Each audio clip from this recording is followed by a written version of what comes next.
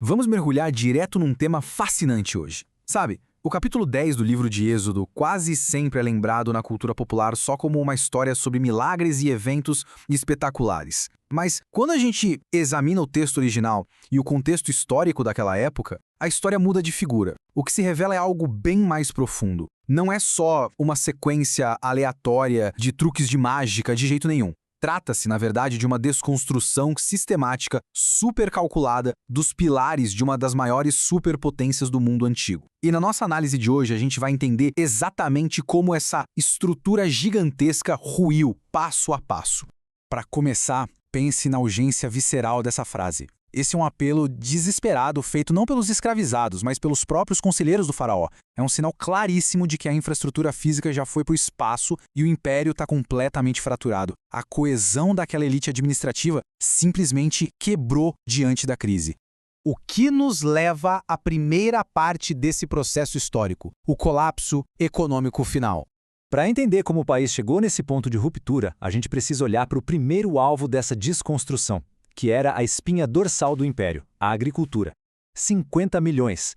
Essa é a escala, no mínimo, aterrorizante de uma invasão de gafanhotos migratórios. O texto especifica bem que um vento oriental os trouxe. Geograficamente falando, isso indica que eles vieram lá da Península Arábica ou do deserto do Sinai. Para uma sociedade agrária do Antigo Oriente Próximo, ter que lidar com isso era literalmente o pior pesadelo se tornando realidade. E por que todo esse pânico? Bom, porque um enxame desse tamanho devora facilmente umas 100 mil toneladas de vegetação em uma única noite. Pense nessa escala de destruição. É a aniquilação absoluta do pouquinho que ainda tinha sobrado nos campos depois das tempestades de granizo anteriores. A segurança alimentar do Egito acabou do dia para a noite sem nenhum exagero. Então, o grande ponto crucial que surge aqui é o seguinte: o custo de manter aquela teimosia política toda, de segurar a mão de obra escrava a qualquer custo, se tornou infinitamente maior do que o valor da própria infraestrutura da nação. E é exatamente por isso que a gente vê os conselheiros do rei entrarem em pânico. A rebelião e a desobediência do governante egípcio trouxeram uma ruína absoluta e irreversível para a economia do império. E assim, a gente entra na parte 2 da nossa análise, o eclipse das divindades. Com a economia em pedaços, o ataque muda completamente de foco e vai direto para a identidade espiritual e existencial do Egito. A nona praga traz 3 dias de trevas, e eram trevas tão densas que o texto diz que podiam até ser apalpadas.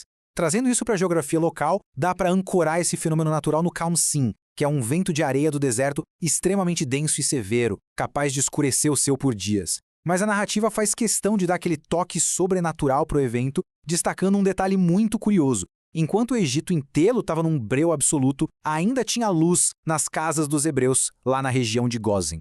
O que a gente percebe é que uma verdadeira guerra teológica estava rolando nos bastidores.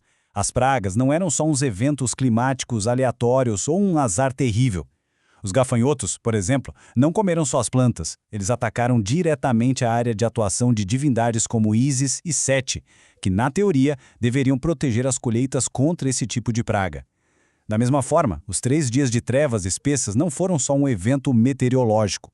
Foram um ataque cirúrgico e direto ao próprio Deus Sol Ra, que era ninguém menos que a principal divindade e a fonte de luz de todo o panteão egípcio. E olha, isso tem uma implicação política gigantesca para a época. O faraó era venerado como a encarnação viva do deus Horus e filho direto de Ra. Então, a função principal dele como sumo sacerdote daquela nação era garantir que o sol nascesse todos os dias, afirmando a vitória da luz sobre o caos. Agora, se ele não conseguia derrotar a escuridão durante 3 dias seguidos, bom, ele falhou miseravelmente em sustentar o cosmos. Com isso, a legitimidade divina dele para governar simplesmente evaporou na frente de toda a corte. Essa perda total de autoridade nos leva para a parte 3, o julgamento do coração.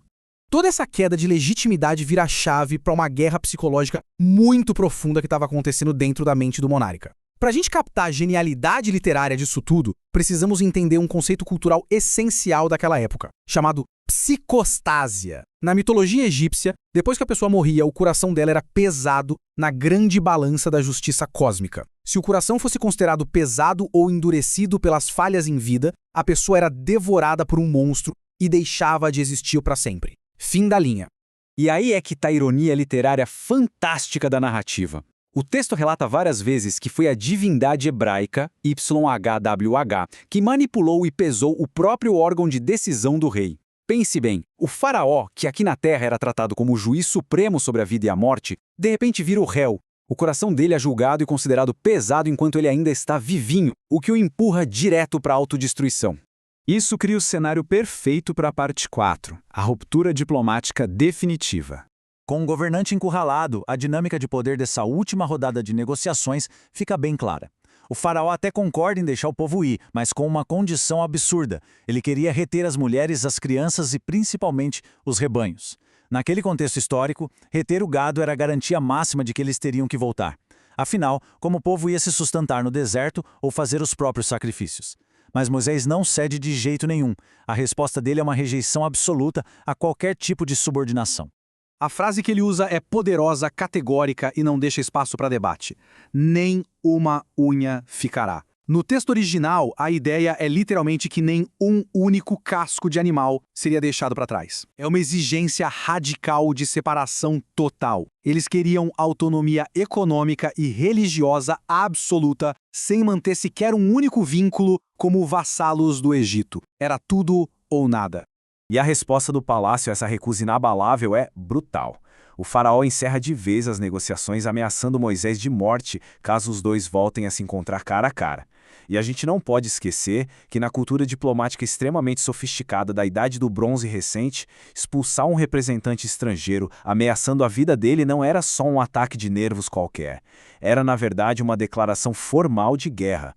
O tempo para palavras e diplomacia havia acabado definitivamente. E assim, entramos na parte 5, o ato final desse capítulo, o caos primordial. A gente chega então na quebra total e absoluta daquele império. Ao derrubar os últimos pilares de sustentação da nação, que era a comida sendo devastada pelos gafanhotos e a luz engolida por trevas inexplicáveis, o Egito é empurrado de volta para o que eles chamavam de caos primordial. É exatamente o oposto da Ma'at, que era o conceito sagrado de ordem, verdade e harmonia cósmica que todo faraó jurava proteger e manter. Então, tanto na prática material quanto no mundo espiritual, o império retornou ao mais absoluto vazio. E olha, tem uma ironia muito profunda e sombria nessa última ameaça do rei. Ele diz com todas as letras: "No dia em que vires o meu rosto, morrerás." Ele faz essa declaração final e fatal no exato momento em que o país inteiro estava passando por uma praga de escuridão cega, onde literalmente ninguém conseguia ver o rosto de ninguém. A cegueira ali não era só física. A cegueira política e espiritual do império já era total.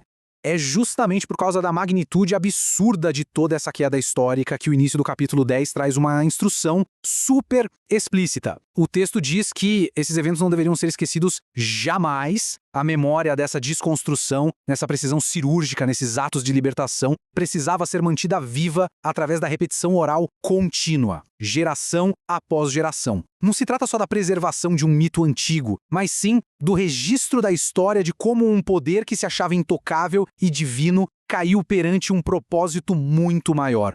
E tudo isso deixa a gente com uma reflexão inevitável e bem assustadora para fechar este estudo. A economia agrícola foi apagada do mapa, as divindades locais foram eclipsadas e humilhadas, a diplomacia deu lugar a uma declaração oficial de guerra. Com absolutamente todos os pilares do Egito destruídos no chão, qual vai ser o preço final a ser cobrado na sequência dessa narrativa? O palco para uma das histórias mais influentes e marcantes da humanidade já está montado. A gente fica por aqui, um grande abraço e até a nossa próxima análise.